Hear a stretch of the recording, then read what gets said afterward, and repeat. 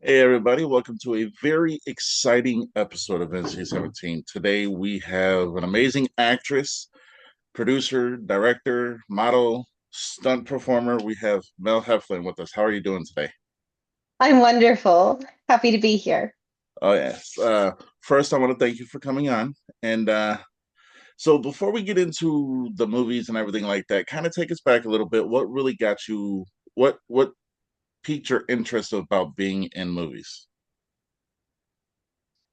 Oh gosh, I think it's the same old story. You know, uh, Are You Afraid of the Dark? Tales from the Crypt, Goosebumps, all of those things. You watch those growing up and you think, oh gosh, they're just having so much fun and they're actually getting to hear these stories and see these things in real life that we're getting to see through the lens. And I just wanted to be a part of something.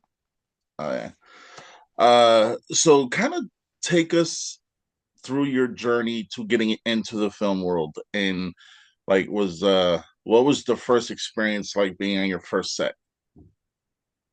Oh gosh. So the first set I was on, it was I'd say around the mid-range about the budget wise. Okay. And I got this sort of unrealistic expectation of how things worked in independent film, especially when it comes to like the no budget indies like what we do. And there was this moving van and we were moving location to location and the camera was huge and there was a cast and crew house and I was going through some tough times, so I was very happy to have a place to rest my head at night. And it was just so exciting. And, of course they were like, "Oh wow, you're really dedicated. You're staying here, even when you're not filming." And I was like, "Oh yeah, I just wanted to make my whole life about it." Oh I yeah. really did. It wasn't just about, having a place to rest my head at night. It was really amazing being a part of a working machine to get this movie made, and I never looked back. Oh yeah. So you have a very, very healthy IMDb credit. Like you have a lot of movies. uh, but I do. but that speaks volumes on, you know, I mean, really, it speaks to the credit of who you are and what you bring to any production because people are wanting to work with you and you are making a you are solidifying your scream queen status and just that you are a star. So, personal opinion though. Thank you. So we will touch on a couple movies, but I do want to also talk about some projects you got coming up, but not spoil anything because I don't want you to get in trouble or anything. I am very careful. I have to Okay. think about it, but I'm very careful. All right. First one, because I am looking up your IMDb right now. I could just go into the ones that I've seen. Sure. You know, the first one that does come to mind is Night of the Dead Sorority Babe. Night of the Dead Sorority Babes. Oh my gosh, that one was such a pleasure. Oh yeah, I mean, that was a stacked cast, top Yeah, to it bottom. really was. It was so exciting for me. I had just come back from overseas. I lived over in Japan for 4 years. And that was one of my first movies, not the first or anything, but it was one of the first that I got to film coming back. And what an experience to, land back in America, get my bearings. And then here I am with all these wonderful people. It was, oh gosh, Uh, it was uh, something. so, what drove you to what inspired you to create the character the way you did? Oh gosh, the script.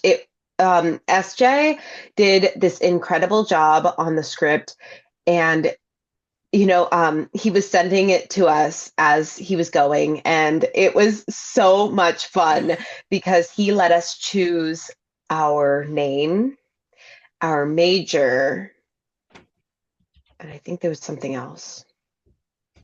But he kind of took that from us and ran with it and it was just so well written and while I was reading it before we got the ending piece, I was like, where is this going? Like, I'm not dead yet. what is happening? Oh yeah. So you can imagine my surprise when I read the final bits and pieces. Oh yeah. And I just really fell in love with working with Acristar and oh gosh, watching Angel direct with SJ, of course. And it was a great experience. I love everybody. We had so much fun, and I may or may not have accidentally eaten the prop bananas. I know it was in the script, but it's a thing. If there's bananas on set, usually they go bad. So that's just True. not everybody loves bananas, and they're great and they're healthy, and that's my go-to because nobody else is going to eat them. And I don't know why, for the life of me, that it was in my head that we were going to use plastic bananas for that scene. Oh yeah. It's Actually, I don't know if you know, but I wrote a children's style book, and I have a bunch of little Easter eggs. I painted bananas because I couldn't stop myself from eating all the prop bananas, and it was like it was another day, and I heard somebody say, "Who keeps eating all the prop bananas?" And I was like, "Oh my God, I thought we were." I'm a mess. And I mean, sometimes if there's a banana, you gotta eat it, right?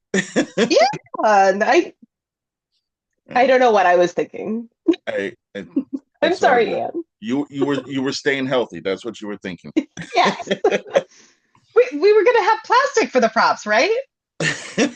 Oh yeah.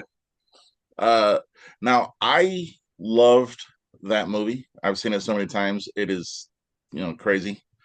But the character that stands out to me is your character in Return of the Corn Zombies. Like I you really played loved a working with really you. good villain. Thank you. Like I'm a I would all right, so I saw Attack of the Corn Zombies and I was like, all right. Then I heard rumblings about Return and I was like, who's gonna be in it? Then I started seeing all the cast and I was like, once the whole cast was announced, I was like, cool, but your turn as me, you were like the main villain. Thank you. I mean, but that was hats hats off to you again because it's another character that you nailed. So going from characters like Bambi to Betty and just other characters, how do you change? How do you flip mode? How do you get out of this character to be in this character? Well, for me, it may be different for me than other people, but it's all in the wardrobe. And this is what's interesting because the wardrobe for both movies was provided for me. And I did provide the socks. I like to give my characters a little something of my own. So the bullet earrings that is on Betty, there's a thought process behind that where you always save the last bullet for yourself. And I have a sister that, I know I have two sisters in the movie, but there's one that I'm kind of cohorts with. So I was saving one for her too, should the need ever arise. Um, so I like to give as much backstory as I can inside the wardrobe itself. There's Okay. there's a lot of times that there's like things like written notes or something hiding in my pockets that the audience and the director even never sees, just to be able to help me give bits and pieces, some motivations, some like some confidence within the character. And for me, it helps a lot whenever so much of my heart goes into the wardrobe and my entire character is built around it. So whenever I can provide it, I don't know if you saw, but Tarot Cards did a tarot card of three different pieces of my wardrobe. And sometimes my wardrobe gets auctioned off for different films on the crowdfunders. So it always means so much to me. Like they are taking my character, it's theirs now. And now, should I ever have to revisit those, I don't know what I'm going to do. I'm sure I'll figure it out, but Oh yeah. Uh, so I do. I want to ask, like, what is your what keeps you going? Because I know this is your day job. Mhm. So what really keeps you going and keeps you excited about every project? Because you've worked with a who's who of the independent scene. Like I can look up a person, I'm like, somehow it's like 6 degrees of separation. Yes. You know, but like what keeps you going and excited for the next project? Oh gosh, it's always the fans. It's always the fans. Just, I know a lot of my fans are kind of more quiet or whatnot, but a like, a nod, anything. And then I attend a convention on occasion and have people come up to me and tell me how much the movies that I've worked on meant to them. That's huge. And you don't see that every day. So just knowing that people are out there watching it, enjoying it, loving it, just knowing that that's out there, it means the entire world. Oh yeah, And I'm just so happy to do for the fans because I know they're out there. oh yeah. You're talking to one. I can tell you that much. uh, so we'll talk about one more movie that I have seen, and then we'll go into the newer stuff you got coming out because you got some pretty exciting things I coming up. do. Uh, so let's talk a little bit about Blood and Breakfast. Okay. Uh, Short screen time, but still, I mean, like anytime you're on screen, to me, it's movie gold. God's honest truth. Thank you. But how did you prepare for that character and like just having that short of screen time? Because I don't want to spoil anything for anybody who hasn't seen it, but like, how fun was it getting into that character? It didn't take too much. My wardrobe was provided on that one. And, I'm always happy to work with Matt Burns. He's a sweetie. And Mark Byron is very kind to me as well. And I had just moved back to the States and I wasn't back in my full self yet. And I think they were really trying to, bring me back to the indie world on that. And they succeeded. They succeeded in bringing me back to life and back up to speed and back into my full glory, having me come in and do that character. And it was just easy. It's easy working with those guys. We also did my segments for, oh gosh, without your, no,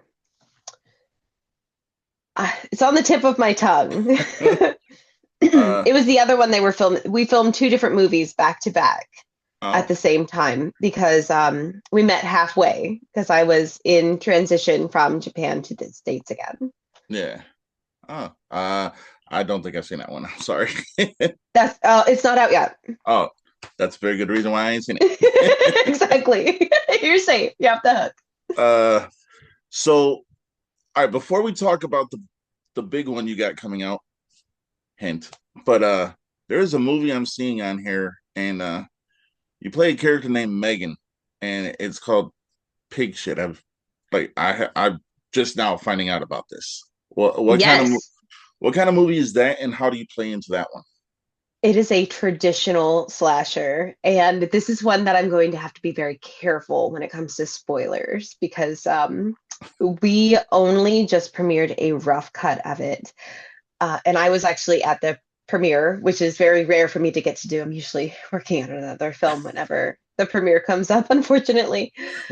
But I was so happy to be there. We had a sold out, packed theater, and it was very well received. And it was just a rough cut. You wouldn't have known it. Um, oh gosh, it's a Southern fried traditional 80s style slasher. All And right. I play one of the main characters. And I will leave that at that. But I am so excited for everyone to see this. I know you're going to love it. All right. Well, with a name like that, I mean, it piqued my interest. I was like, I got to see it. So when it comes out, For I will be seeing sure. it. Good. uh, so let's talk about the one that you are on a promotional tour, if I could say it Yes, like that. absolutely. Big Boobenstein. Yep. Uh, I actually was in your guys' live earlier this week, and Oh, wonderful. it's from what I've seen. and the proof of concept, I mean, you got yourself an interesting story here because a lot of people, when they say anything Stein, they're thinking Frankenstein. Of course. So, kind of without spoiling anything, just kind of walk us through the way you've gotten into that character and what we can expect again without spoiling anything because I don't want you to get in trouble. Wonderful. No problem.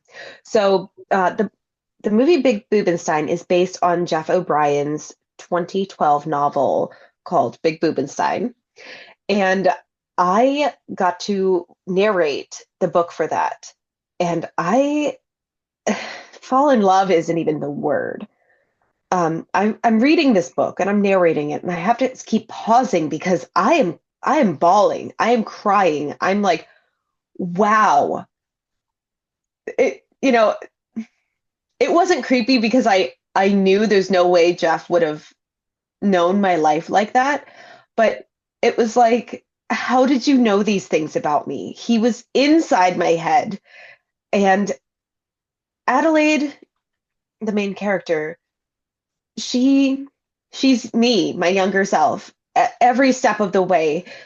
She's dealing with, this book, this movie has themes of suicidal ideologies, uh, toxic relationships, um, uh, I'd say abuse. There's so many themes, but it's while it's so dark, it's got these comedic moments that's getting, like every time you're like, oh, there's a comedic moment and it brings you back. And we are trying to emulate that in the movie. And we have some really awesome independent people coming onto this movie along with us.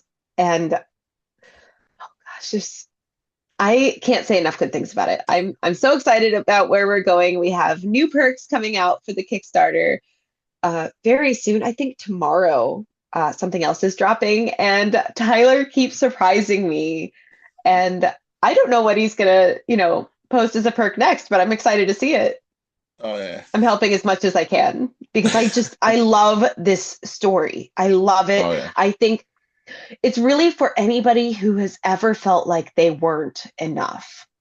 It's this movie is for everybody Oh yeah. because there's, I know that we've had some haters lately that are like, oh, how dare a man direct this? How dare a man write this story?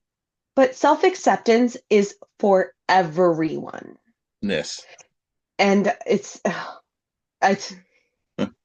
we all need this, Oh not yeah. just me. Well, I can tell you one thing. I know that so my wife, she doesn't watch horror movies, but I did tell her about this one and at least a little bit that I do know. And she said when it comes out, she'll be sitting down watching it with me. I was like, I thank love that. so I would say it's more of like uh, a dramedy, like a dark comedy with horror elements. oh yeah. So it's like walking the line of horror. Oh yeah. Uh there like I said, you got a long list of movies coming out. So uh I do want to touch on another one that is from Acrostar. Absolutely. I could The talk about Agristar a lot. The Legend of Tinker Hell. Yes. So I've actually was able to interview quite a few people attached to that, Wonderful. and I'm not even gonna lie, I've been wanting to get an interview with you probably for the last year, but still, I you know, know, only when I'm like promoting stuff. I'm a oh yeah. mess. So kind of walk us into that and how the character you play, Sophia, kind of like how your character plays into it. Again, without spoiling anything. I know I keep saying that. I'm Yeah, sorry. I'll be very careful again. I'll have to think about it as I'm saying it so I can stop myself if I need to.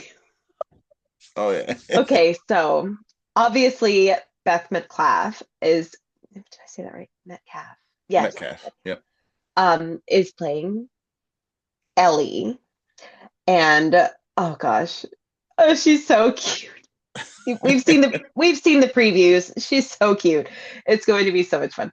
Um, I play opposite Hunter Redfern, a wonderful indie actor. And what can I say about Sophia? Sophia is this like she's very different from both of my previous characters that I've played with Acrostar. She's like girly, she's like, like she's confident, she's um I'd say borderline a little full of herself. Um, we've all got our thing, but she's she may be compensating for something because aren't we all?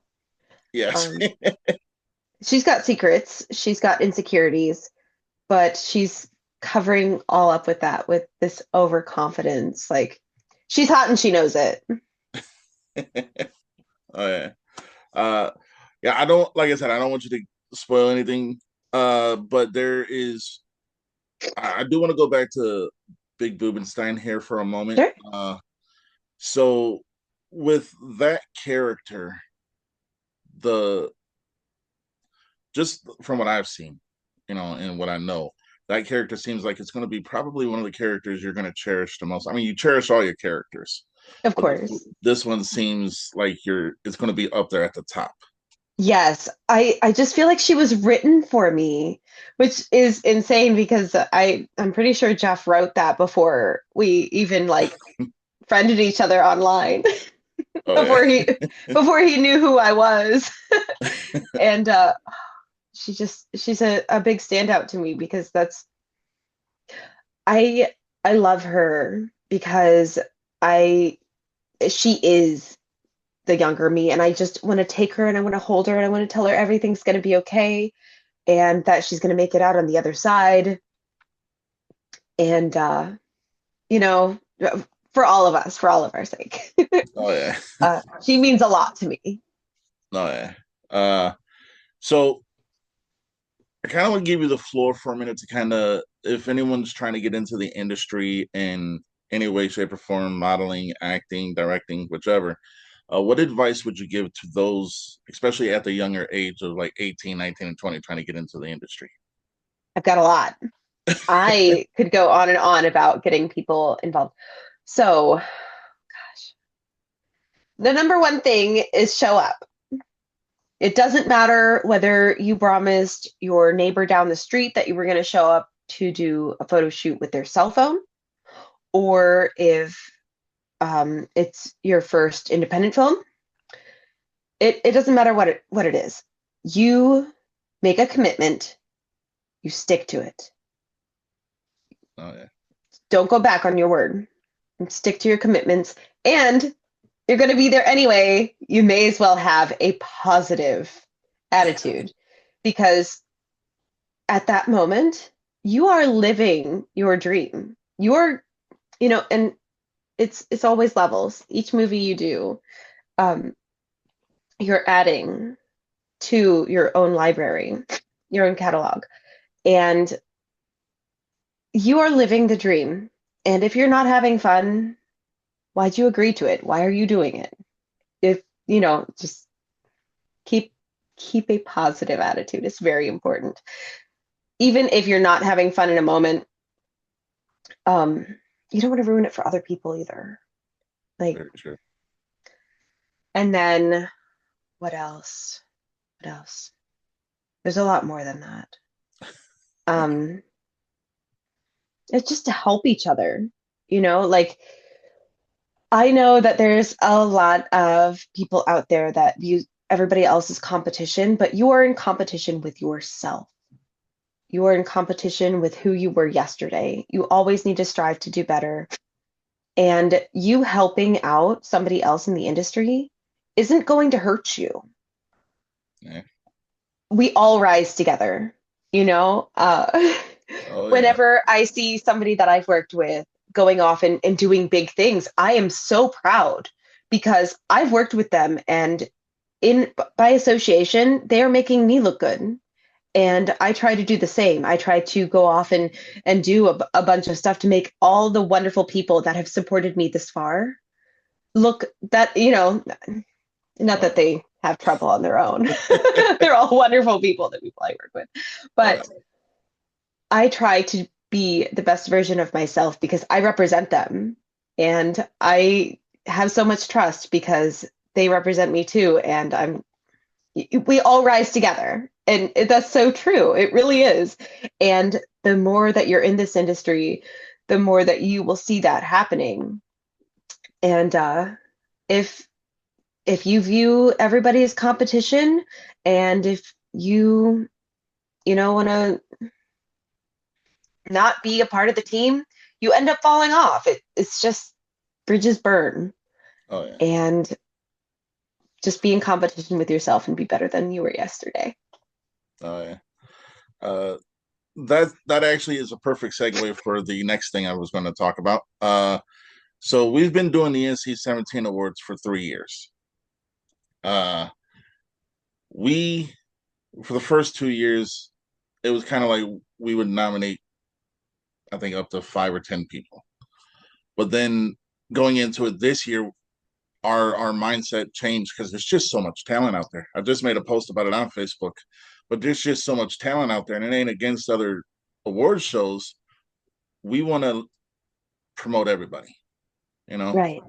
And because the number one question that we're getting is like, how do you have so many nominees? Because everyone is doing a phenomenal job.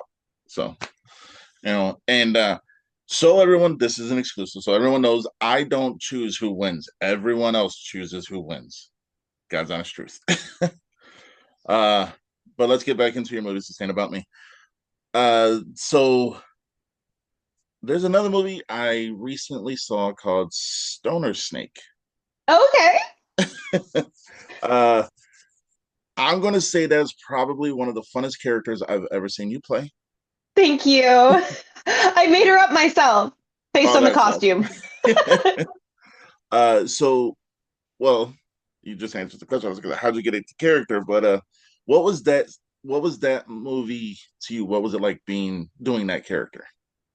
Okay, so that one in particular was very interesting. So I just started horror hosting this past year, and I've wanted to do it for a while. I went back and forth, like, am I gonna horror host? Am I gonna not horror host? And then, I see some of my friends horror hosting. I'm like, you know what? It would give me an excuse to watch horror movies that I'm not in. Like I need an excuse. I'm working all the time. I'm always busy. I'm always working on the next project. And I'm like, you know what? I want to see more indie stuff. Okay. So I decided that if the opportunity arose, I was going to do that. And I worked on Matthew Mark Hunter's Air Fryer Slaughter. And I did not have my character down yet, but I chose her name for that film. And then from there, I started wanting to horror host. So Kings of Horror Network did a casting, and I'm like, I want to try it. And they were so wonderful and gracious to allow me to uh, test this out on them. I hope they're not regretting their decision. They're wonderful people. uh, I have a couple more episodes of Poppy Betterington's Horror Hour that are coming out later this year. But um, I, around the same time that things were starting to get posted, I was waiting for the Kings of Horror Network to announce Poppy.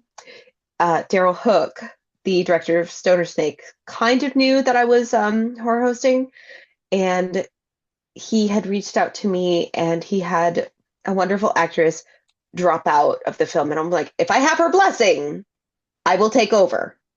all I right. got her blessing to take over that role, and I rewrote some things to have a buttery flavor to it, and I just went along with it. It was so much fun, and Oh yeah. it seeing it all cut together with it. I know Daryl was nervous. He's like, "Let me know what you think." I'm like, "No, this captures like so much. This is indie gold. I know that it's like low budget, but it's got that indie flavor that people love, Oh yeah. and so many stars." Oh my God. There's a lot of stars. uh, but I think so. I rate my movies 1 to 10. I've already given Night of the Dead Sorority Babes a rating. I believe I've already given Return of the Corn Zombies a rating. Stoner Snake, I'm actually going to be doing a review on it. Then I'll give it a rating. But I will say so far, it's been in a higher, so it's like eight, nines, and tens for most of the movies I've seen that have yourself and other people involved. So, God's honest truth. Yeah. So Air Fryer Slaughter. Let's talk about that movie for a minute. Of course. Uh, what was your favorite moment on that film? I like the air fryer. I don't own an air fryer myself, but it made me want to buy one. Oh yeah, yeah. It was a good movie. I liked it. You know. Thank you. Uh, so is there anybody in the independent scene you have not worked with yet that you would love to work with? Yes. Yes. Oh gosh. Spencer Martinez for one. Oh yeah. Spooky Madison.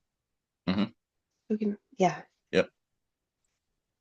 I hope I'm not like giving things away. No. I would love to work with them. I really loved, what was it, Rabbit Season? Was it called Rabbit Season? I believe so. I love I love the character. I love the timing. I love it. Who else? Who else? Oh, Jen Nangle. I'd love to work with Jen Nangle. Oh Uh, gosh, yes, for sure, for sure. Um, I have to think hard. There's not there's not a whole lot of people left that I haven't gotten to work it's true. with. Um,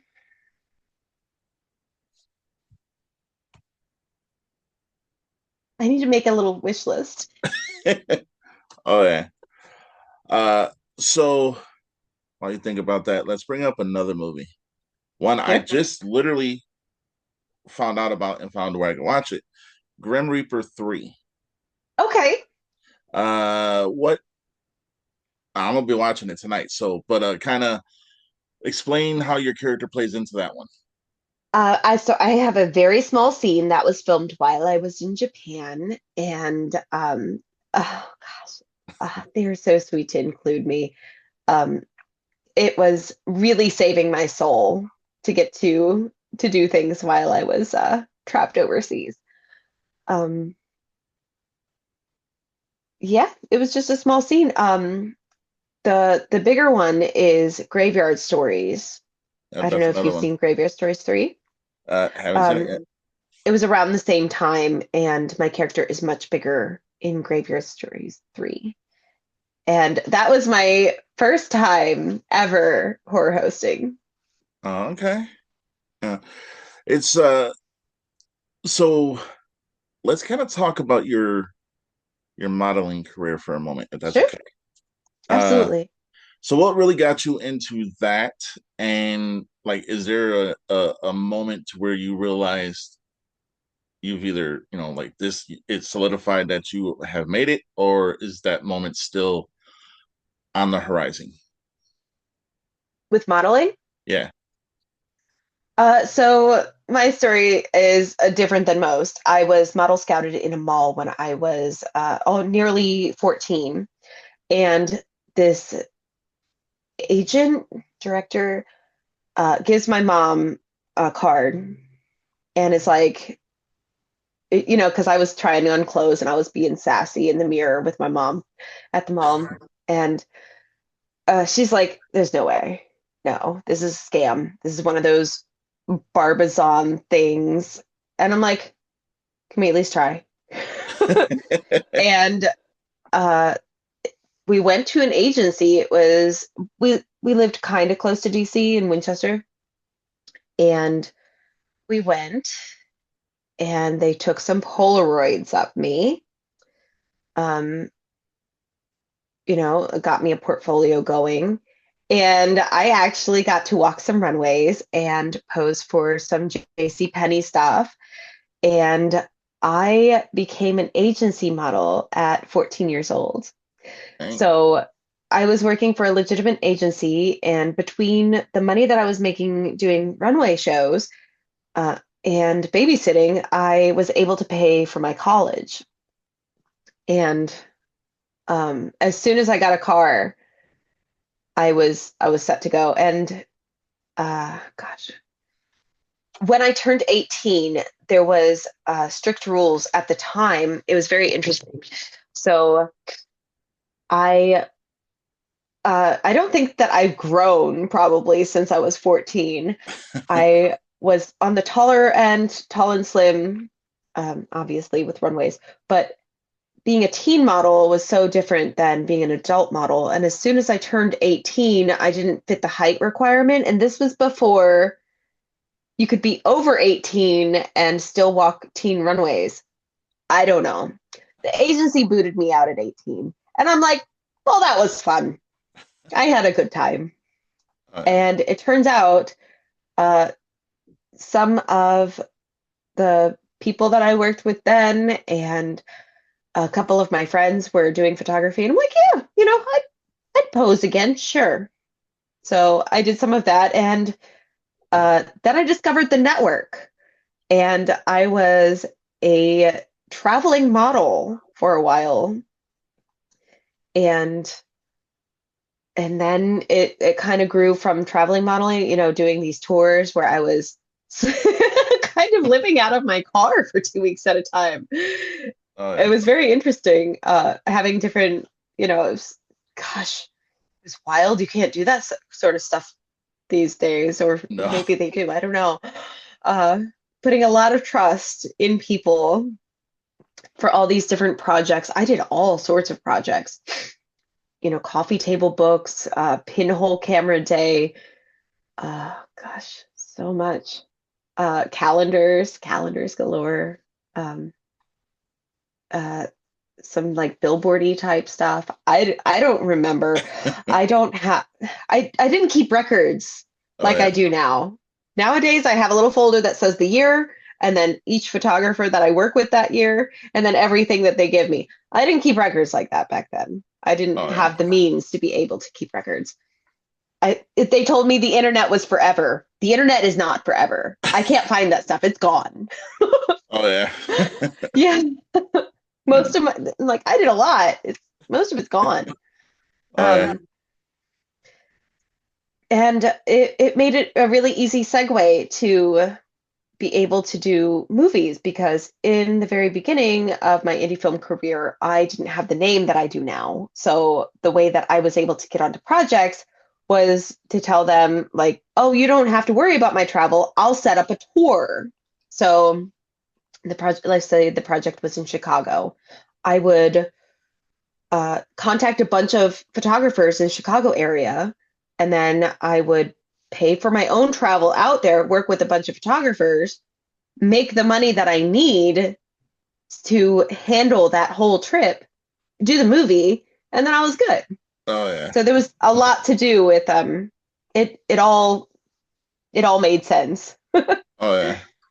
Uh, so what do you prefer more out of the movie aspect? Being a producer or being in front of the camera? Oh, in front of the camera every day.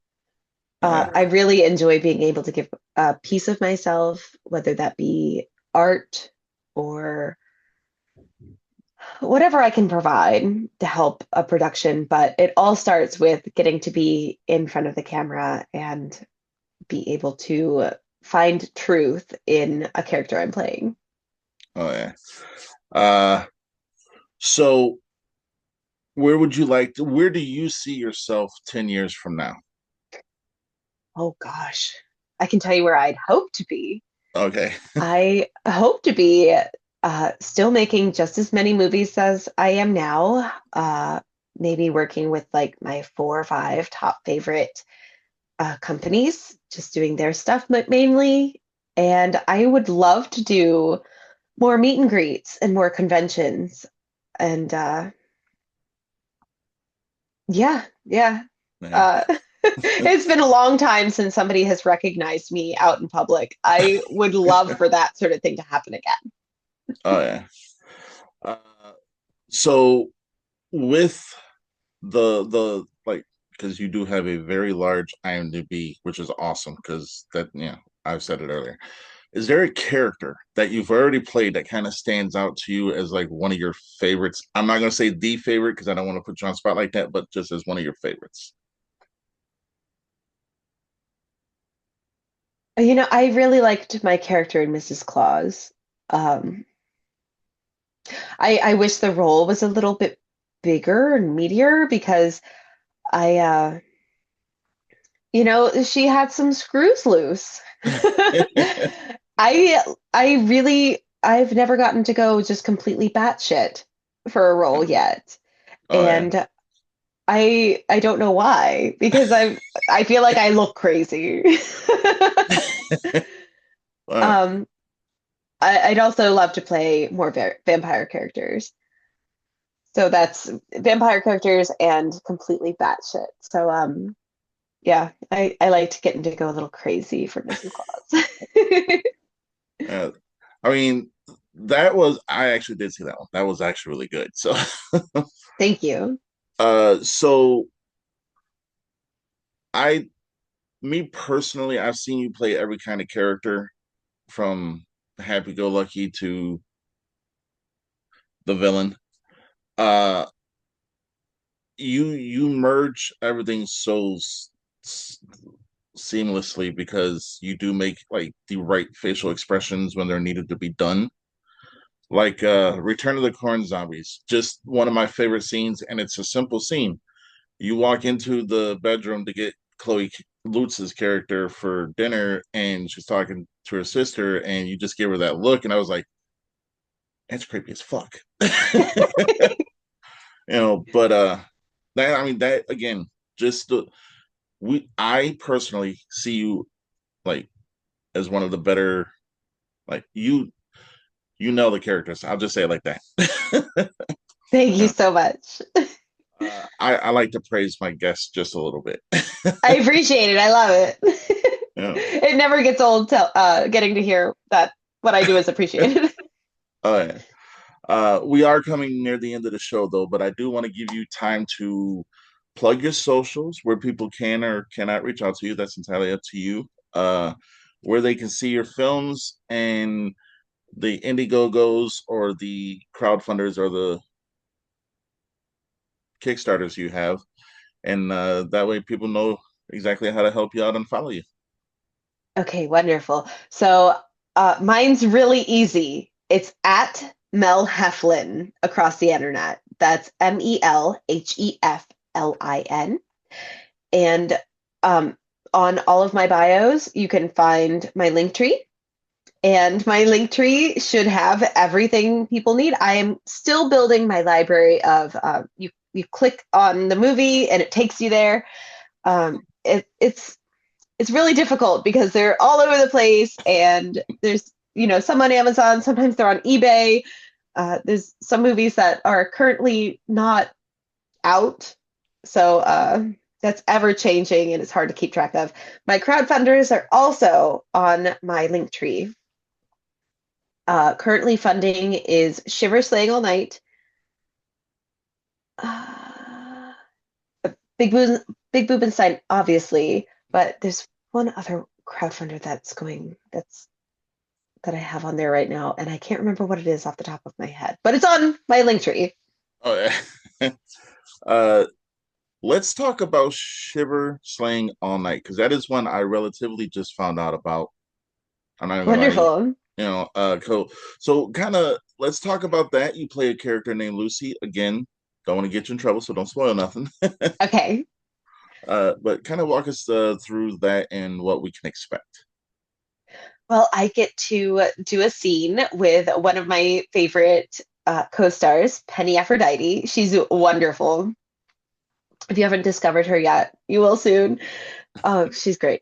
Um, I what can I say? What can I say? I just did a little photo shoot with my friend Dawn, uh, with some of the wardrobe. My wardrobe is all here and ready to go.